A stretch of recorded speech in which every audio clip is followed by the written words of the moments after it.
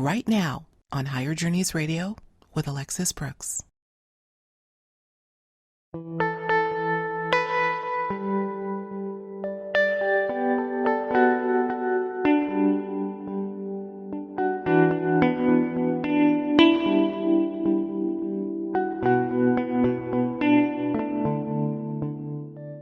How would a string of seemingly unrelated synchronicity lead to creating one of the largest and most successful UFO conferences in the world?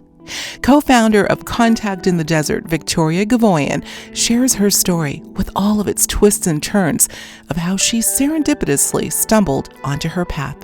Not necessarily knowing where the path would lead, she knew she was making a beeline to something significant that would not only change her life, but impact the thousands who are witnessing the exponential shift in energy that we are experiencing right now.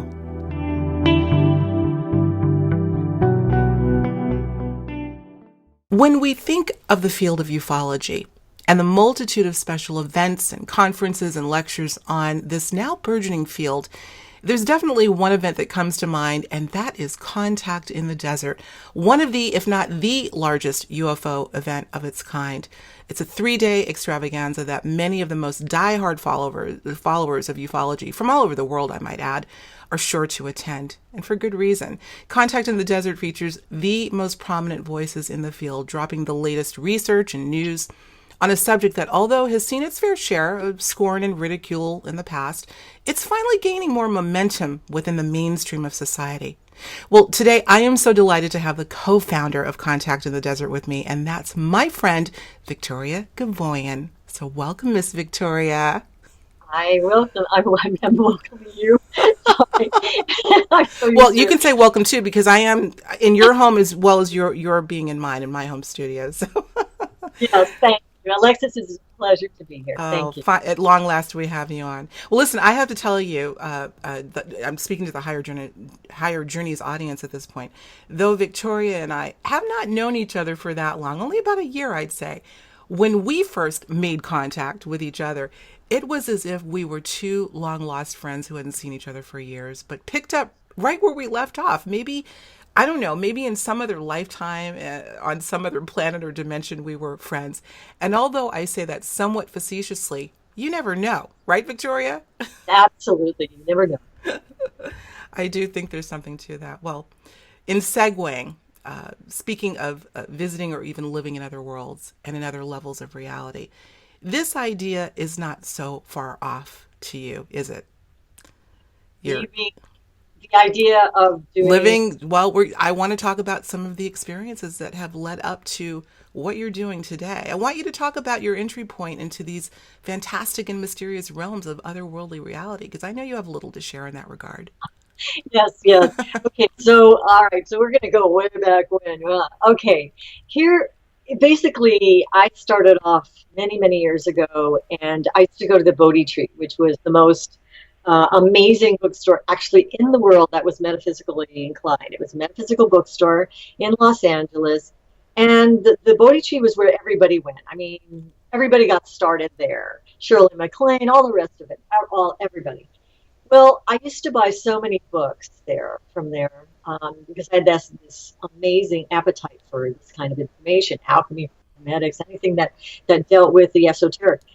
And the Bodhi Tree was the place to go. So I went there so much that I bought so many books that my husband said, okay, that's enough. Don't bring home any books, right? So then what ended up happening is I would sneak them in at night, taking them out of the bag so they wouldn't make any noise. But that didn't work either. So then he said, okay, that's enough. And I said, okay, fine. I won't buy any more books, but I'm going to open bookstores then. So that's what I did. That's all, honey. I'm just going to open a bookstore.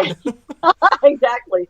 So I opened up the first bookstore, which was really just a lot of fun. I mean, I so enjoyed it. We were the first to go to have metaphysical videos, rentals in a bookstore environment.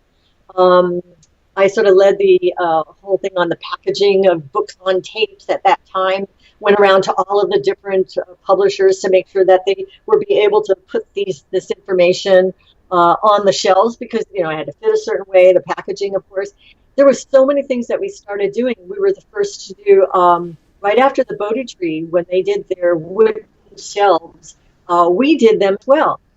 An interesting thing, Alexis, when we opened up our bookstore, I spent about 6 hours a day, 5, 6 days a week, just going through shelf after shelf there.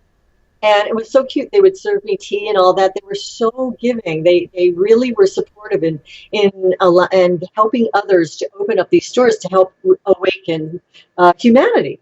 And so I would be there and I would work and I would get all these titles and everything. And then afterward, when you came into our store, I had bookshelves that were wooden as well. I wanted it to feel like you were at the Bodhi tree because it meant so much to me.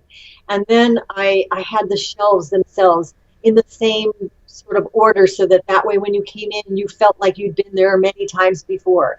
So there was a lot that went into it in the background of it. But the beautiful part about being in the bookstore business is that literally you're surrounded by these amazing books, first of all. And each one had its own voice. And before I would open the bookstore in the morning, and it was quiet, and the staff hadn't arrived as yet, you felt like there were all these voices calling to you, saying, "Read me, no, read me." It was very interesting, and you could feel it. Now, I did have a very interesting, may I share, a ghost experience? Please do. Well, that's what I want you to get into because we know that, I know that you have had some quite interesting contact experiences, I might say, of non-human intelligence, etc. So yes, let's segue into that. Let's. Well, we had just opened up our bookstore, and this is going to sound hilarious, but I'm like a neat freak when it comes to books. I wanted them to be clean so that when you came in, but we were just beginning and I didn't want to advertise a lot yet because I wanted people to come in and see the bookstore full. So every day we would go about dusting and cleaning the books. So I'm dusting the back and all of a sudden I look over and there's this young girl standing at our book stand where our new books were. And she's standing right in front, looking down, and she's wearing shorts, but she's barefooted. And I'm looking at her, and I'm wondering, how did she get in? I didn't hear the bell go off or anything. So I said, okay, I'm going to go help her. I put the thing down. I turned around. She was gone. So something said, go stand exactly where she was standing. I don't know why, but I wanted to see what she was looking at. Something compelled me to do that. Go look and see what she was looking at. So I went over to the new book stand, and I looked down. I got in the position where she was standing, and I looked down, and there was a book, and it said, "There is life after death." Isn't that interesting? She was looking at this book. There she was. She had passed on, and she was looking at a book that was based on where she was at that point. Isn't that something? Yes. So that's an interesting experience. Also with Sai Baba, I had another experience with that. Did you really? With Sai Baba? Oh, yeah. It was really interesting. We have a section on him in the bookstore, right? And when I came in the morning, there were flowers lying on the floor all the way up. And then up the shelves to the shelf of his books. And there was the flower right there in front of his books. I tell you, I know it's bizarre. My goodness. Yeah. So the store was very good to me. The name of it was Alexandria 2 Bookstore. We have one in Pasadena and Westwood. And the interesting thing about it was named after the ancient library of Alexandria. Interesting. So all those works were. But another thing that was great about being in the bookstore business at that time was I got to meet all these speakers, right? And we had an incredible selection of UFO books and things. And we would invite these people in to speak. And the Coast to Coast hadn't been yet. There was another fellow, Bill Jenkins, who had a show and at that time. And so we were the first to advertise, first bookstore advertising on the radio, national radio like that, a metaphysical bookstore rather. And so there were a lot of first things that we did that made that quite successful.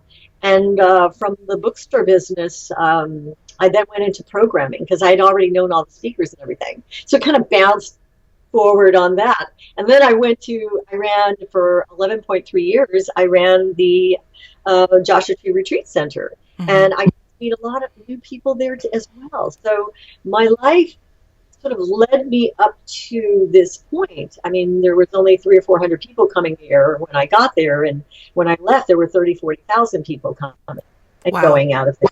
Yeah, from the different events that we had played. So I was already conditioned and prepared so that when Contact in the Desert came around, I was already ready to go. I Right. knew everything I needed to do to make it happen.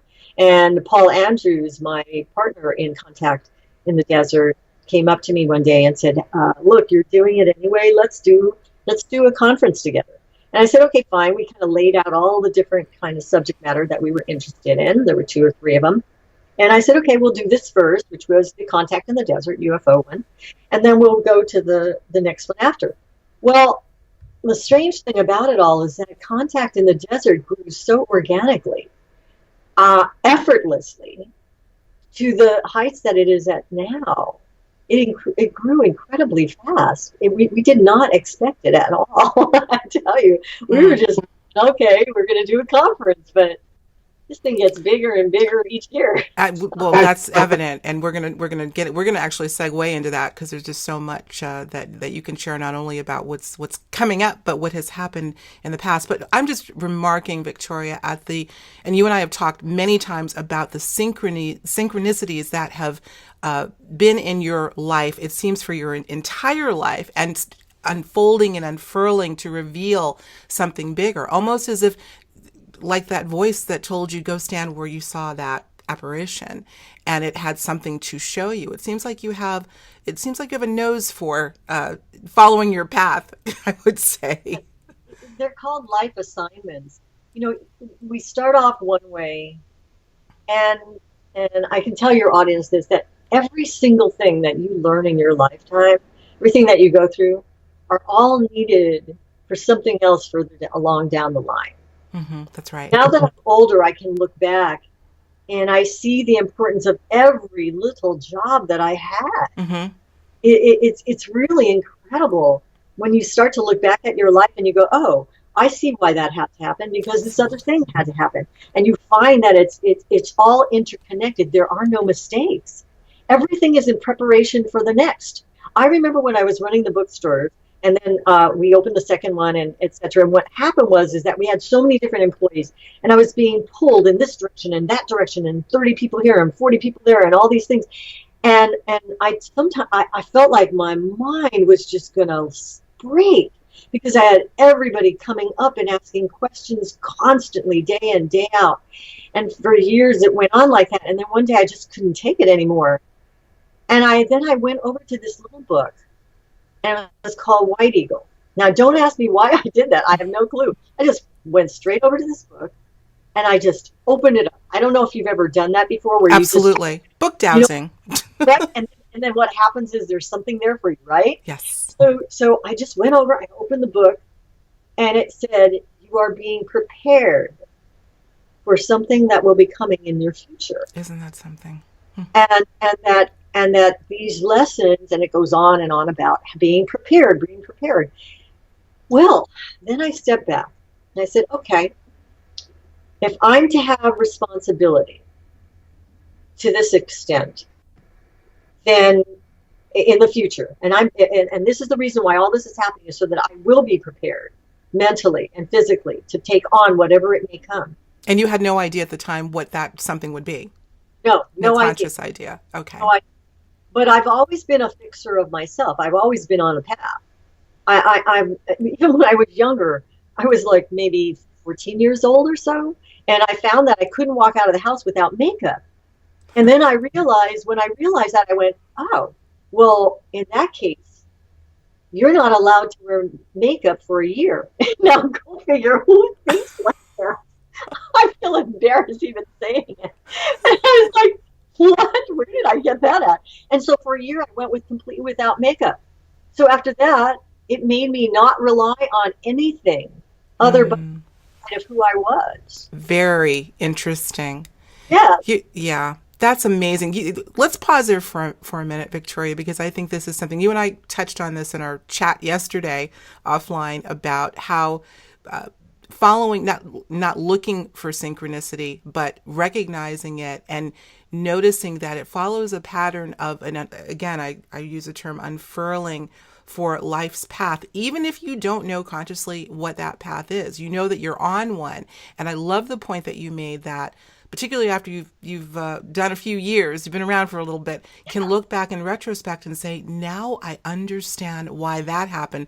Particularly those things that we would view at the time as perhaps misfortune, or something that we didn't want to have happen, but also the things, the serendipitous things that were good, but that everything that this is really about the continuum of consciousness, really, in a way, within the physical world, how everything is connected, I should say. Absolutely everything. Nothing is disparate. So that's something I think that we could all do to do well, to meditate on, and just let things unfurl and let universe be in control, along with us, of course. So. Well, the trick is to be able to be fearless. Many times, much to my husband's dismay, I have switched I've always been in service, always. That was always my main thing. That was number one in my life. That's how it has always laid out. But I've never been afraid to leave one thing and move to another. I experienced something the other day where I saw 5 young men, all graduated from a very big college there in Boston. Mm-hmm. And it was interesting because when I started to discuss the jobs, they were all, it's just a job. It's just a job. When I got to the point where something was just a job, I don't know if I bought that in with me or what. I don't think I did any analyzing. I just said, okay, it's time to move. I could feel it in my gut. Because when you don't leave something, I'm talking specifically about jobs right now. When you don't leave it, you sabotage yourself anyway. All you're doing is you're just, kind of postponing the change. If we can just allow ourselves to understand that, you got this one lifetime. Mm-hmm. And do you want to live your entire lifetime with just anything? Right. Do you want to stop yourself from your own growth? I mean, the whole focus of this lifetime is not what you can accumulate. What the focus of your lifetime is to perfect one's being. Mm-hmm. And you have to really sit back and question now, looking back again. Remember, here I am in my early 60s, so I can look back. And every time I went from one job to the next, I always made more money. Now, why do I say that? Because that's the impetus where most people lie. Mine was not because of more money. Mine was basically, it's time's up. You've learned what you could get out of this. Let's move on, Victoria. We're on a time schedule here. And I don't know what brought that on. I only know that it's something that you feel. You could feel it inside when something is empty, when something has nothing more to give you, and you have nothing to gain. And that it's just a place where you're just kind of sitting there on the road and you're not making any decisions or movement. Now, I've always believed that there are no mistakes. And I remember in my life, I've always gone after things that nobody else was striving for. Mm-hmm. So even when we went after Contact in the Desert, there weren't that many people doing that kind of thing. So it was an open field. Now, of course, it's changing. The speakers themselves are going out and doing that things on their own, and that changes everything. But you have to be willing to walk away. You cannot be so tied to anything in life that you're frightened, that you become, because if you've had Dr. Joe Dispenza on before, I know that, and I love what he says about how we think and feel creates our reality. Mm-hmm. Our whole reality is based on how we think and feel. So if how I think and feel is what my reality is based on, and I am fearful, what am I going to attract? What am I going to create? Mm-hmm. If the frequency goes up into the field, and the frequency is I'm fearful, guess what's going to collapse in the wave function, right? That's right. Absolutely Experience. right. So we have to make a decision at one point in our life that we have to trust, just as in Michael Singer's book, Untethered Soul. I'm sorry, The Surrender Experiment. That the other one's by him as well. But in the Surrender Experiment, I love it because he just kept letting go and surrendering to each thing that one came to his life. And his life just got better and better and better.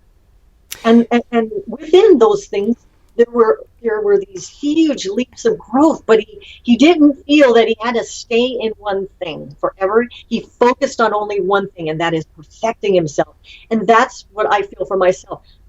I sit there and I'm always working on perfecting myself. Now that job may come and that job may go, but I'm still stuck with me. I love that. I'm going to quote you on that one. That's beautiful, Victoria. I think, you're talking about something that I think is perennial wisdom. In fact, I'm reminded of course, perhaps one of the most famous biblical quotes, let go and let God. And yet we live in a society that seems so predicated on planning and on, because of fear of failure, or the fear of letting go. Because again, in the materialist view, we live in a random, chaotic universe, not an ordered one, which of course to me is hogwash, and I know to you as well. But what we're really doing by letting go and watching things, I keep using that term, unfurl naturally and grow, aiding in the perfection of not only one's outer vessel, but inner as well. We allow that wave, because we're talking about perhaps wave particle duality. Everything exists in that wave, right? And when the wave function collapses, it turns into the particle, if you will, the physical manifestation. But if it's restricted energy, how can it move freely and do that? Some people, I think, have a proclivity toward the letting go, if you will. You're obviously one of them. I think I tend to be as well. But it is so, and I have to say that obviously living in a society and the controllers of society that want to contain, we just talked about this with my last guest, Neil Kramer, containment and control does not bode well for those that are willing to let go. And those that do the containing and control, I don't think want to see that happen, because they want to keep you restricted and in fear. So if you can overcome that, which you not only have overcome it, I think you're just built for it, to be frank. I think you did perhaps come into this incarnation that way. I don't know. We could all do well to do a little bit more of that. So I appreciate that. But go ahead. I'm sorry, please. I was just going to mention that one of the things that are really important that we're always learning, right? One of the things is that if an individual, I don't know why I want to talk about working for some reason. I have no clue. I don't normally. There's a reason. Yes, right. There must be somebody out there. When you're the boss of something, you're controlling everything. It's really hard to allow others to manage it and take that position of controlling a certain element. Well, one of the things I realized, get this, is that when you've grown up as an independent and you've been conditioned not to rely on someone else, then you will tend to be successful because you've learned to thrive on your own, or to survive on your own. Mm-hmm. Now, the interesting thing about it is I started to look at that. Like, why is it that those who are successful, or those who are in command or in charge or in control, why is it that they can't let others shine? Or why is it that they can't let others take over? It could be a fear of like, they're not going to do it as well as I can, or whatever. And I realized something. When you grow up and you've been the only one that's helped you to survive, it has to do with trust.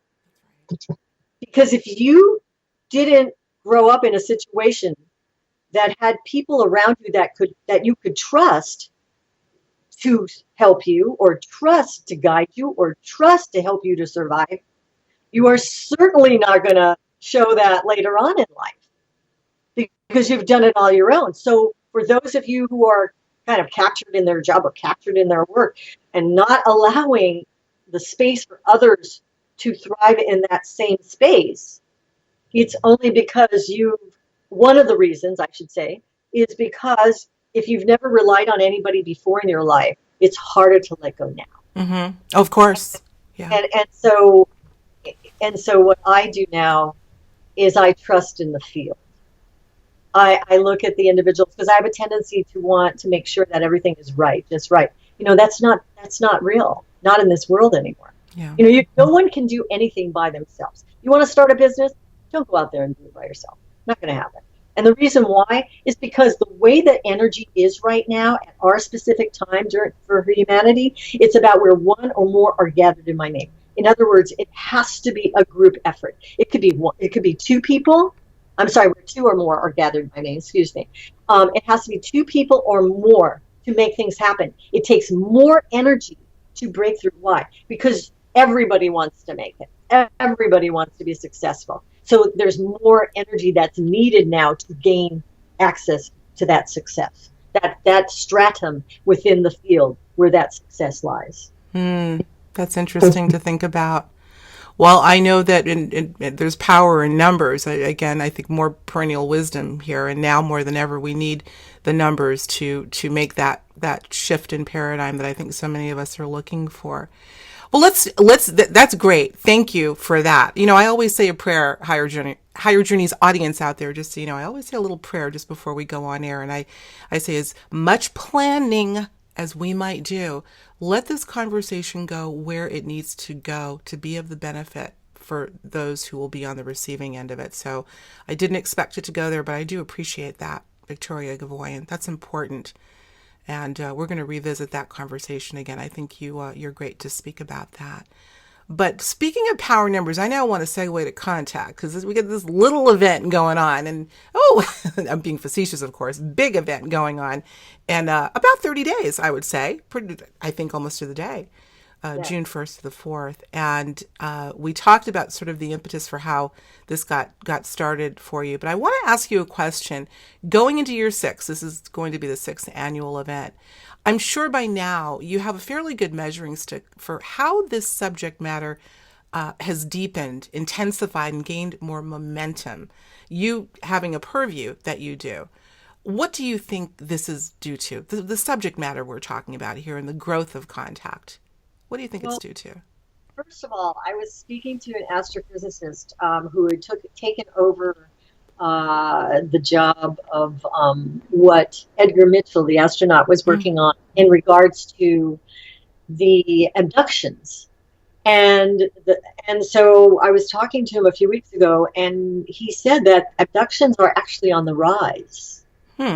So first of all, more people are having experiences, and with technology that we have today, there's more proof. You get what I'm saying? Is that all over the world, there are videos pouring in that show, different ships, different this, different that, anomalies that are in the skies that can't be explained. We just don't have that kind of technology to be able to replicate the movements of some of these objects. Even at Contact in the Desert, what was it, last year or the year before, we had over 100 sighting. They had over 100 people have a sighting. Yeah, I wanted to talk about that. Go into that a little bit, if you would. This is, that's all the buzz. Whenever somebody comes to Contact in the Desert, because I believe there have been more than one occasion where that's happened, right? Absolutely. It seems like almost every year we have some form of sightings. The thing about this one is that we were setting the cameras up because we needed to capture people looking through the night vision goggles, which, by the way, it's my greatest possession. By the way, I'm so glad you brought that up. Note to self: remind Victoria to let you have night vision goggles. I want to borrow them myself. Yes, of course. I love those, and you can see things that with the naked eye you cannot. But first we saw it through the night vision goggles. Then we could use the pointer to point it out, and then the people with the naked eye can see it. And so over 100 people saw it. There were these objects going in the sky, all in tandem, and doing odd movements that would be impossible for a regular airplane, or even and too high for a helicopter, that's for sure. So that's the kind of thing that are opening the eyes to so many people. Then, of course, in December, that big thing in the New York Yes. Times, and then, of course, the finding out of the $22 million that the government was spending, and that the office to find these anomalies on UFOs and stuff was right there at the Pentagon. I mean, these are the kinds of things that suddenly propelled it into an even greater height than it was even last year, because it was already moving up. Mm-hmm. Disclosure project in Washington and all that, trying to get others. And we have a lot of senators and congressmen come, and they're all very vocal about it. And then when you hear the astronauts and they're telling you, yes, we do see them, yes, they are out there. When you have people coming out that are high military individuals, FBI or NASA whistleblowers, when these kinds of people, credible people, are coming out, you can't keep doubting. It's impossible. And they're coming out with proof on these things every day, more and more proof. And as I said before, the videos that are coming in, just pouring in from all over the world, there is definitely something going on. Mm-hmm. There's no doubt. Yeah. Go ahead. You could look at this as, remember in the movie What the Bleep? Mm-hmm. Remember when Columbus came, it was in his diary that when he arrived on the ship, was coming with his ship, the natives would be there standing on the shoreline, but they didn't see the ship. That's right. Right. They would see the water was lapping in a certain direction, meaning that something was coming. And then the shaman came out, and the shaman would see it, did see it, and then suddenly that shaman points it out to the rest of them, and then everybody sees it. And that's what happened. Well, that's what I believe happens with UFO. It's kind of the morphic resonance, as Sheldrake talks about. Mm-hmm. X amount knows. It's like the 100th monkey effect. Then the rest of them, rest of humanity automatically starts to see it as well. So that may be it as well. That's very interesting. Thank you for that. I think that's a good point. I do think that there's definitely, we're all familiar with the 100th monkey, and I am familiar with the Columbus story. But I also think, Victoria, and I've wondered, let's just say I'm pondering this and developing this idea that could it be, we talked about abductions briefly, and maybe we can get into that a little bit more people having experiences, not just of seeing craft in the sky, but actual being on the craft in some cases, and being visited by different forms of non-human intelligence. And what I'm wondering, I always have wondered, could it be that many more people are having experiences, not consciously aware of them, until some trigger, like even if it's a news report or something that will trigger a remembrance of their own experience of perhaps being abducted. I call it unconscious contact. Might we be experiencers and not know it? And I'm going to keep that under my hat because I'm looking at developing maybe a talk on that subject. But that's really something that I think is interesting, and perhaps we will have some level of mass epiphany in that regard soon. What do you think? Absolutely, no question. When I used to read, I have still yet to get through Whitley Strieber's book, Communion. Are you kidding me? I'm serious. Don't tell Whitley that. He'll be there. Don't tell him. I said, Whitley, every time I read your book, I completely go back into that space and start attracting them to me. There's a trigger. I personally have had my own experiences. This is what I wanted to get to. Please do tell. Now, listen, I am a very, very grounded individual. I want to say that up front. Oh, but these experiences are very real to me. Very sure. real. I've been going out of body since I was 9 years old. So I know the difference between an out of body experience, a lucid dream experience, and an abduction. Each one has a different feel to them. So when I had experienced, there were so many, I don't even know where to start here. Well, just give us a thumbnail. Our audience loves this stuff, so please carry on. One of the things that I came to understand was that that I'm going to give you the example first. I'm in this experience where I'm fully awake and aware. And I saw my husband. And so I said, Chuck, it's me. It's like I would wake up from a dream. Just like people say they wake up on a table, right?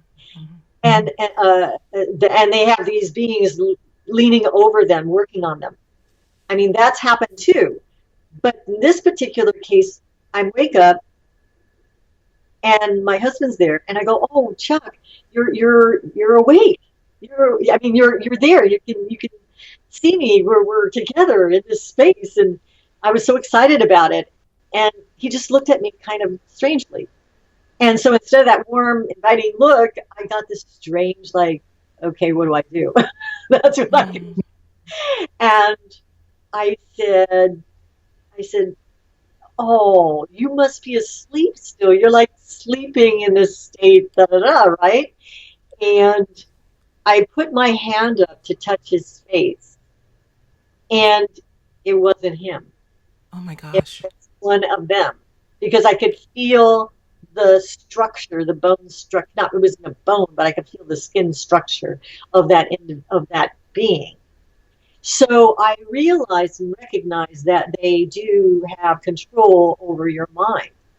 But let's look at this in a different way. Everything is mind, right? I mean, you right. So we're constantly creating our reality.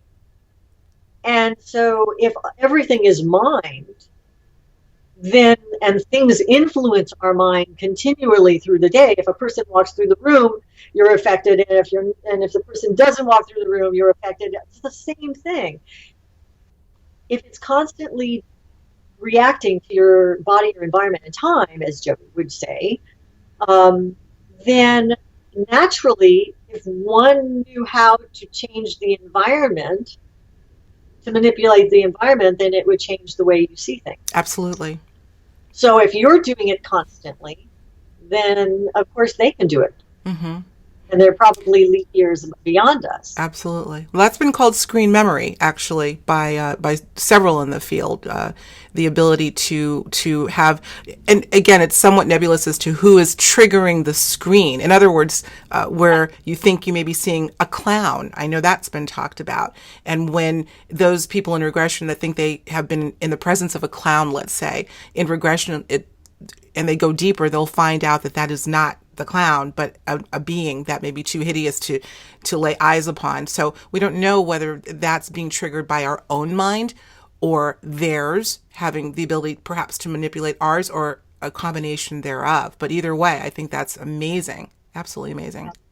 Well, another time when I was lying on a table and came to, and I said, "What's going on? What's happening here?" I saw a teacher of mine.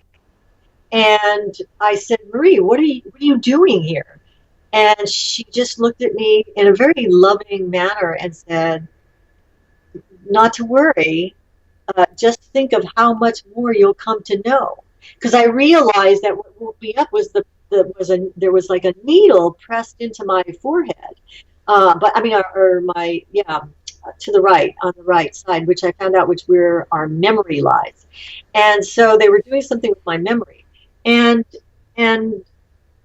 when you come to that realization that this is all going on and it's not your will, you panic at first. You know, you're panicked. You don't like the feeling of being manipulated in that manner. But after a while, I noticed that many of the people who have been abducted, it becomes meaningless because you don't have any control. They're just picking you up and doing whatever. Well, after a while, when I became fearless, right, because I knew what was happening, I remember very clearly going to them and saying, "Why are you doing this? What are you gaining? What is happening here? Why do you have to do this?" And that one being said to me that don't want to know, like you can't handle, it's like that movie. You Can't handle can't the handle truth. the truth, right? Exactly. You wouldn't be able to handle the truth. And I said, no, no, no, I can do it. I can do it. No problem. I want it. I want it. And I was really insistent. I did not give up. Come on, let me know. Let me know. So they probably got sick of that every time. And finally, they told me, well, once I found out, I completely fell apart. Not because of what was happening. It was my ego because I didn't realize how much control they really had over us. Hmm. Wow. Found out how much control they actually had. It completely just, I didn't know what to do. So then what I said is, okay, fine. After 2 or 3 days of that, I said, okay, fine. I don't need to know now. It's fine. I can, because I found myself not being able to function properly. And so then I just simply said, just take the memory away. Now, of course, read Will Ripley's book brings it all back. Right. But the point I'm making is this: is that uh, I still remember that part. That was all I remember. I didn't remember any more details than that. And to be honest with you, it doesn't matter because I just had an experience with 3 months ago or so, and I was taken. I know I was inside.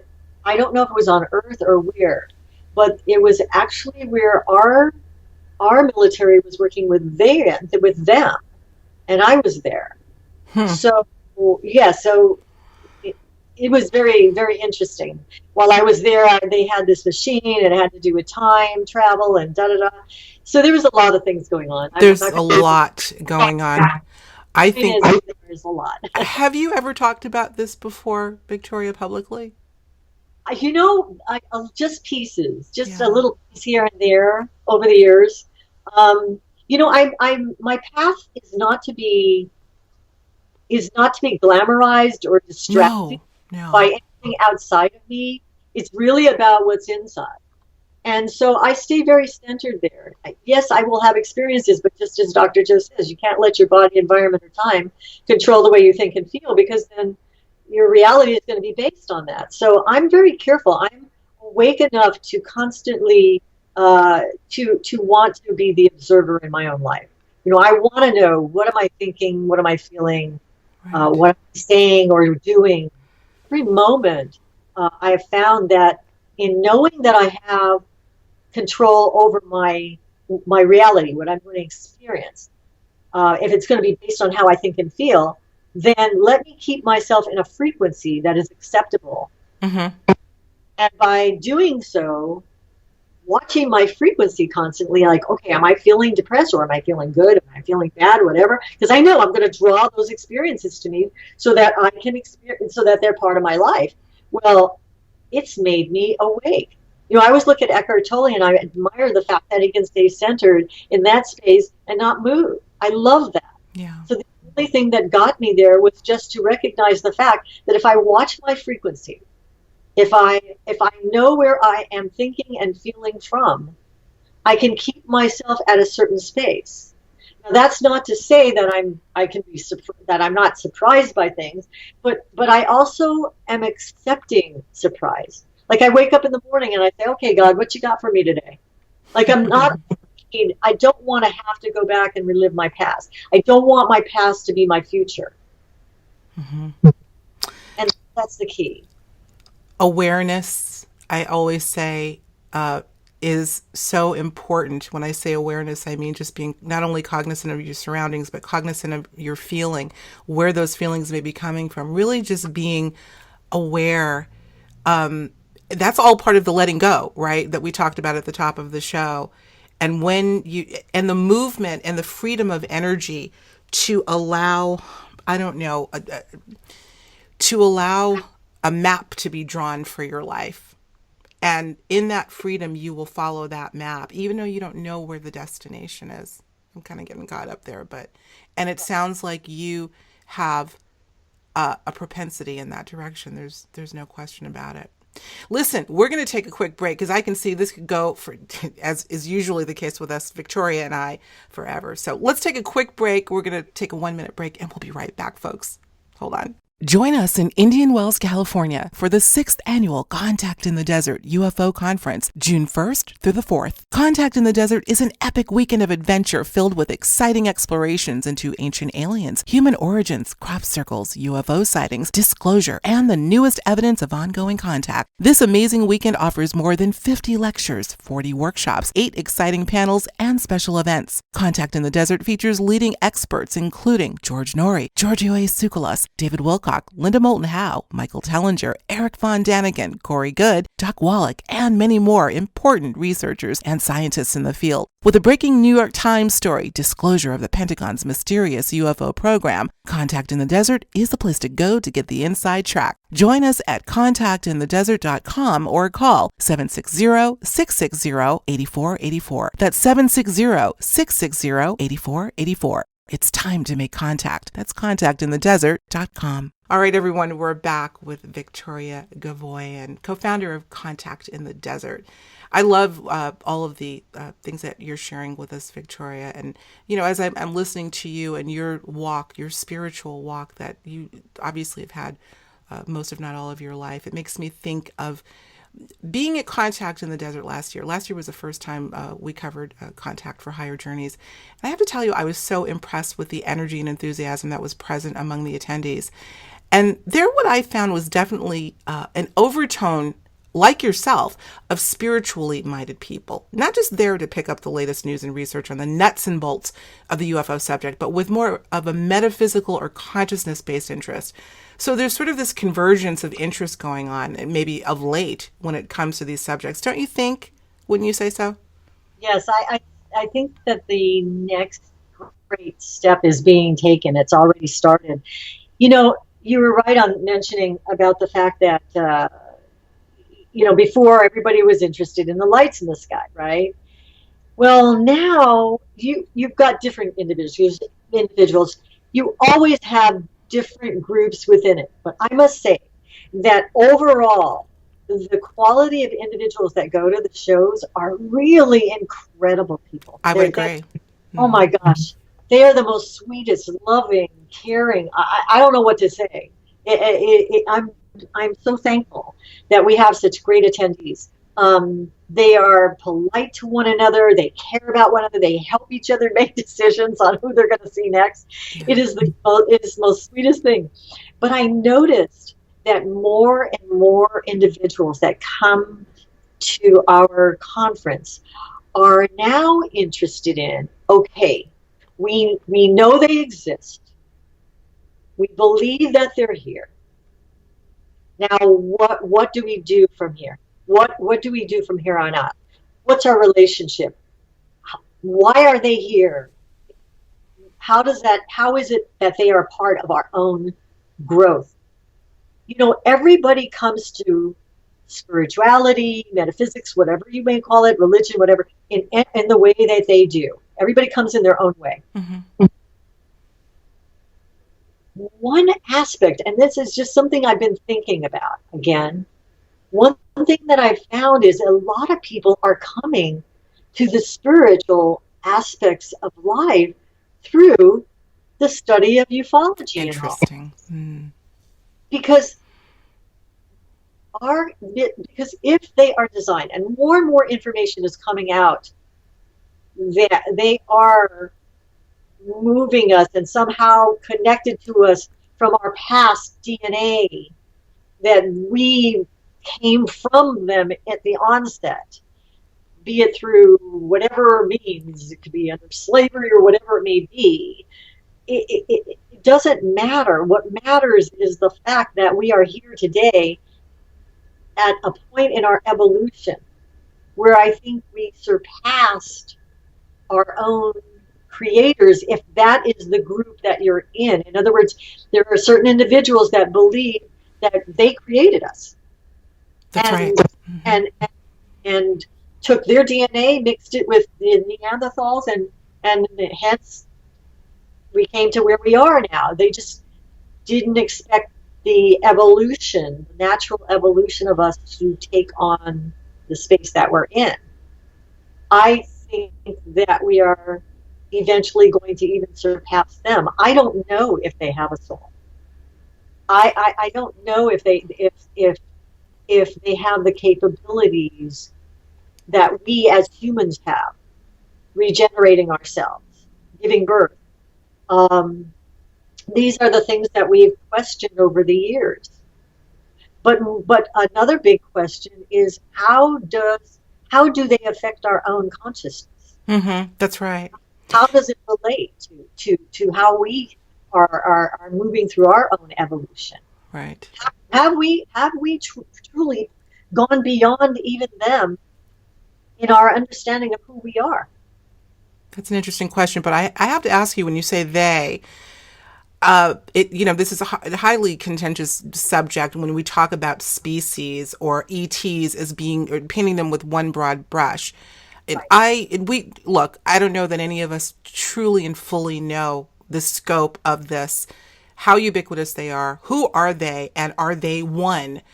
My sense is that as we are a multitude in culture, diverse in culture and beliefs, even in colors and hues, so are they. And spiritual aptitude, so are Right. they. So what made me think of that, Victoria, is when you mentioned we don't even know if they have a soul. Perhaps there is a faction that don't. We're familiar with this whole idea of non-human intelligence that are more akin to AI, artificial intelligence, and Right. those, being synthetic creations, but still advanced in some ways, and yet lacking empathy and lacking the soul. Whereas others, I've heard the mantis beings or mantid beings as an example, may be more advanced both technologically and spiritually. I don't know. These are just the variety that we're looking at here. So this is what makes it utterly confusing. I think so many people that are perhaps coming to your conference and others like it are asking those questions. Who am I dealing with, really? Or for those, of course, that feel themselves to be having contact. So I just wanted to throw that out there as well. No, this is definitely an awakening for many. This is part, everybody comes to it in their own way. And when you go to these things and you find out that these other beings exist, and you find out how our consciousness can be manipulated, but we can also see that our consciousness is also expanding to being able to understand that we are not the only people on the block living on the block. Right.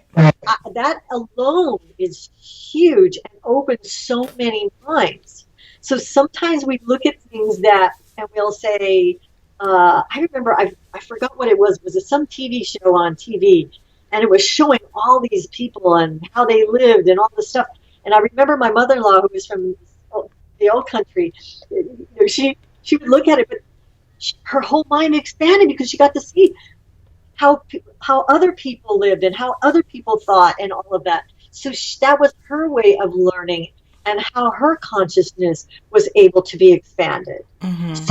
So it just so happens that this whole thing on UFOs helps us to better understand who we are in the universe. We no longer think just specific to our cities anymore or our country. It's more like, and beyond our world, there are things going on, and it opens our mind to be able to be to be able to see other things that will come in our light. Because think about it, if going back to what the belief, they've never seen a ship before. Mm-hmm.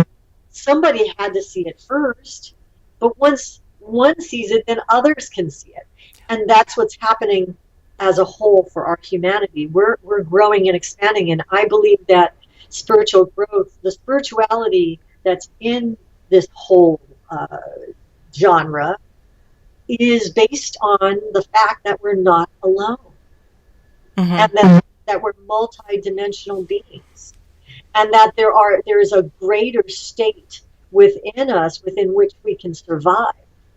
That it's no longer looking at consciousness creating this weird world that we're living in. We can go to stage 2 now, where we're able to be moving into a conscious awareness a deeper sense of who we are. And we start to move into a deeper place within ourselves where we can survive by other aspects, other faculties in the brain. There's so much more coming in now. Absolutely. I agree with you. I'm thinking as I'm listening to you, there's so much talk about, Victoria, this idea that these others, if you will, and again, considering that there are a multitude of different types of others in our midst right now. We just had the premiere of the new season of Ancient Aliens, right? I don't know if you saw it, the 2-hour premiere last Friday, I believe it was. And that name, Ancient, has always kind of daunted me a little bit because, or seemed a little bit to be of a misnomer, because I know that it's based on an ancient alien theory, and yet I'm quite interested in the present day. To what extent are they a part, to whatever extent, are they a part of our lives and perhaps on this planet right now? So here's a question I want to ask you, getting back to the event itself. Do you believe that, assuming there is some non-human intelligence presence on this planet, that any of them have ever attended Contact in the Desert? That's funny. Really? That's a good question. You know, I I have Uh-oh. I don't know. I mean, I'll be honest with you. I am so busy working while I'm there that I'm not there. In fact, people go, God, everywhere I go, I see you, Victoria. That's I true. am locating. I think you've bilocated actually on a couple of occasions. Absolutely, absolutely. I, I do know this, that when I go to that show and I'm doing it, I mean, it's big. It's a big show to take on. My mind is really so focused on service, on giving to others. I lose sense of my own self. I'm not looking at it from that way. It's how can I make this bigger, better, different? I'm constantly aware of what is going on in 6 rooms, 7 rooms. Mm, That are they all getting? Is everything going? Is it right? Is it? Do we have enough of this, or do we have enough of that? There's so much to focus on. I, who knows? I can't imagine them not wanting to go. right. Let's put it Well, that way. I say that kind of with a little bit of seriousness because I have attended events in the past, some of them a lot more intimate. I mean, we're talking about Contact as a huge event. But a couple of events that I have attended in which other attendees and even some of the organizers have claimed or have had a sense that there was a presence perhaps by non-human in the very venue. In fact, I think it was Bob Dean, who hasn't been on the circuit for quite some time due to his age and ailing health, who has talked about being confronted by a couple of individuals who admitted to him that they were not fully human. Or I take that back. I'm thinking of somebody else, but he has said that he has felt that being in certain venues that he has been in contact or sat next to even individuals that he thought something was a bit different. Barbara Lamb, same thing. We just talked about Barbara Lamb. So, I'm just wondering if perhaps anyone had come up to you and said, you know what, Victoria, I've met someone that just didn't seem quite fully human. Who knows? Who But knows, right? but I'm not moved by it. See, that's just it. I can't be glamorized by anything. I've been through so much. You sure It's like have. somebody comes up to me and says, I'm an alien. Da, da, da, da. It has happened. Yes, it happened, and I accept it. I remember one person said, "Yes, I don't have to come back here anymore." And I looked at at this fellow, and I said, "Oh, well, I do." I said, "Somebody's got to pull everybody together." But why did he say that? Um, because he felt that he had gone as far as he could in our world and wanted to go to another place. He just Really? felt done. Yeah, it was finished. But I have to be honest with you. I may not sound like it, but there was a time where I just became a monk. And for 10 years, I was by myself. And maybe that's why I talk so much now. I don't You're making it for last time. know. Yeah, exactly.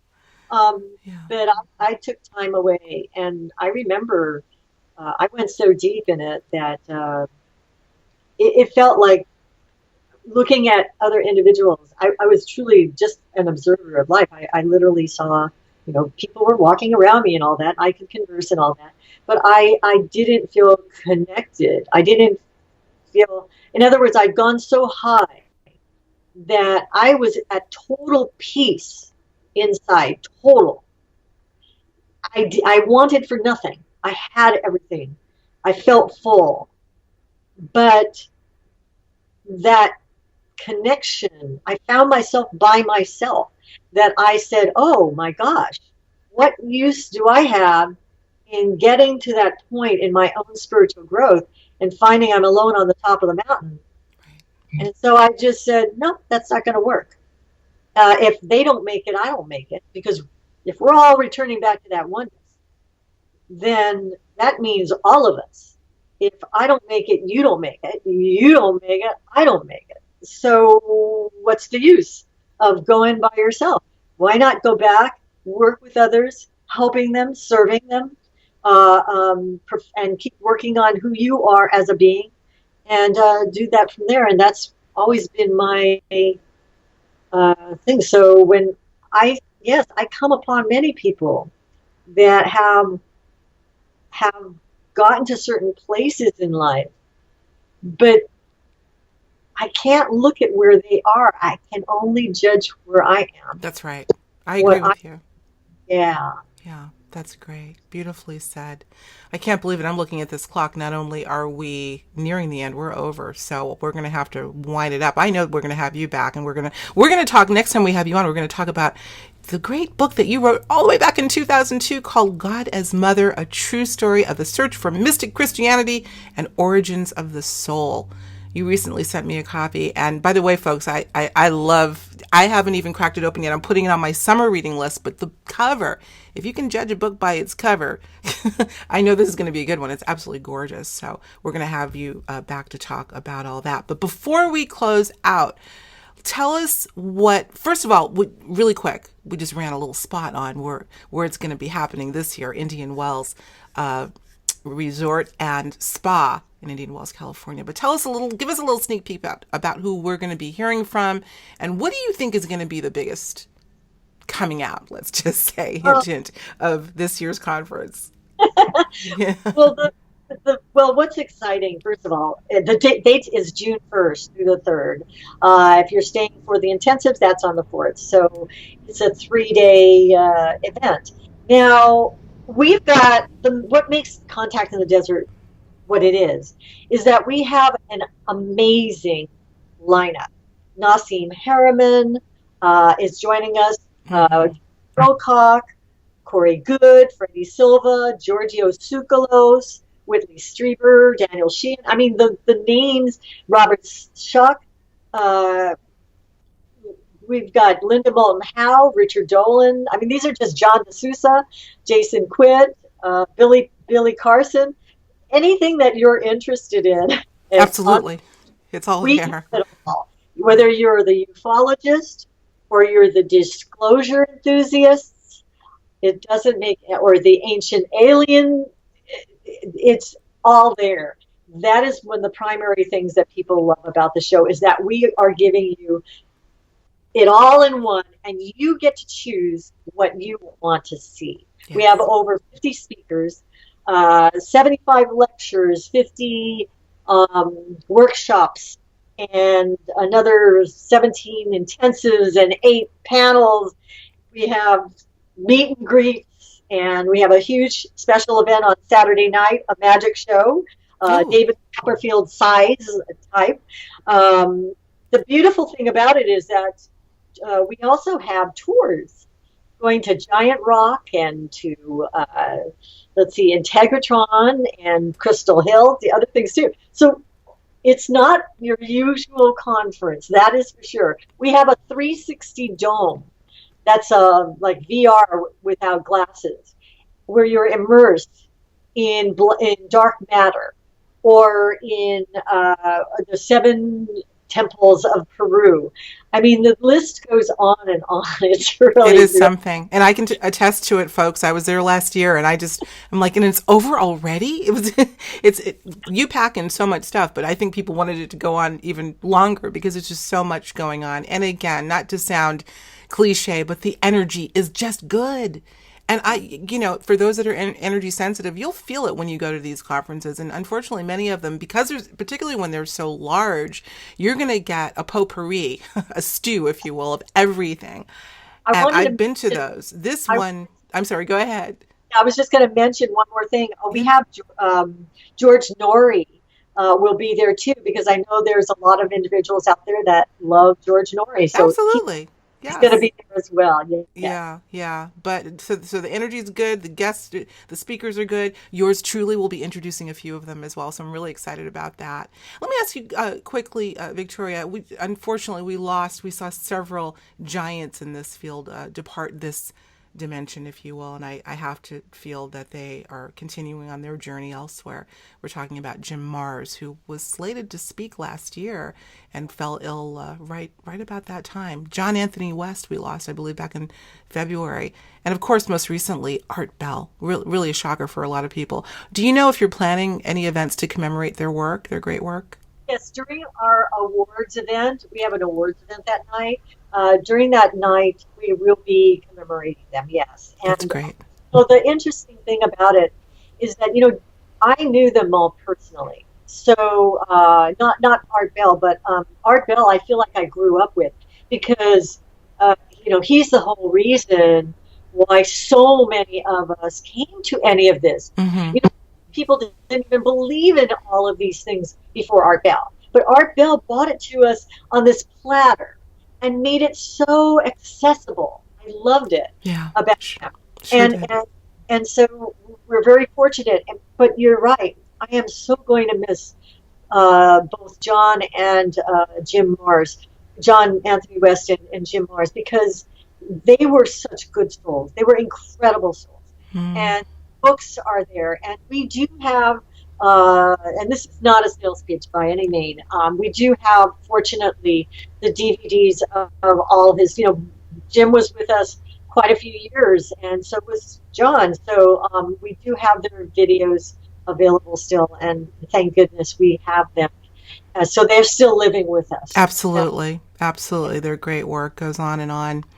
So, well, I'm going to tell, I'm not going to tell, I'm going to suggest everyone go to contactinthedesert.com to learn more.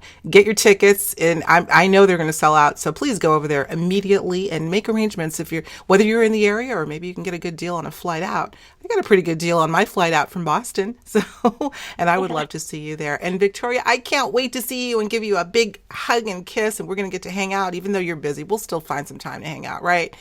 Oh, absolutely, absolutely. And you know what? And who knows? We may be expanding. We won't keep it in, Los Angeles still area, but we may be expanding back east. I will know that. That is great.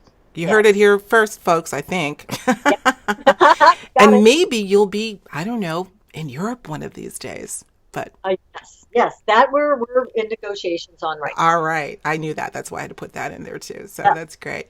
Listen, keep up the phenomenal work. And most importantly, keep up your path because I know you're on it. And I know that there are people out there listening right now, Victoria, who maybe had a little epiphany of their own. Let go. Let go. Let go. Let God. Let universe do it. Along with you, I believe that we're partners in this. So we do have a part to play. But you've done it beautifully. And I want to commend you and your partner for all the great work that you've done in building this stellar event, Paul Andrews, and all the best for great success this year and beyond. Thanks so much. Thank you. Victoria is certain that the way the energies are right now, coming together and working for a common goal of good, is absolutely urgent. We cannot go it alone, no matter how independent we may think we are. It has to be a group effort. It takes more energy to break through and to gain access to the wider cosmos in which we live, one that likely includes the presence of non-human intelligence. Please be sure to visit contactinthedesert.com to learn about all the exciting events they've got planned this year. And I do hope to see you there. Until next time, I'm your host of Higher Journeys, Alexis Brooks.